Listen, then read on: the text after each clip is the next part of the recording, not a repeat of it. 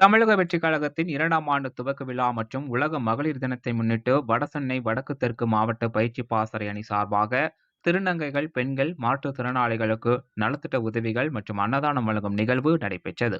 சென்னை புது வண்ணாரப்பேட்டை அருகே வடசென்னை வடக்கு தெற்கு மாவட்ட பயிற்சி பாசறை அணி சார்பாக வடசென்னை வடக்கு தெற்கு மாவட்ட செயலாளர் கர்டிஸ் கே. விஜயராகவன் தலைமையில் வடசென்னை வடக்கு தெற்கு மாவட்ட இணைச் செயலாளர் ராயபுரம் வி. ஜெகன், வடசென்னை வடக்கு தெற்கு மாவட்ட பொருளாளர் ராயபுரம் எஸ். நவீன் முன்னிலையில் பயிற்சி பாசறை அணி நிர்வாகி லோகேஷ்குமார் மேற்பார்வையில் 200க்கும் மேற்பட்ட திருநங்கைகள், பெண்கள் மற்றும் மாற்றுத்திறனாளிகளுக்கு நலத்திட்ட உதவிகள் வழங்கப்பட்டது.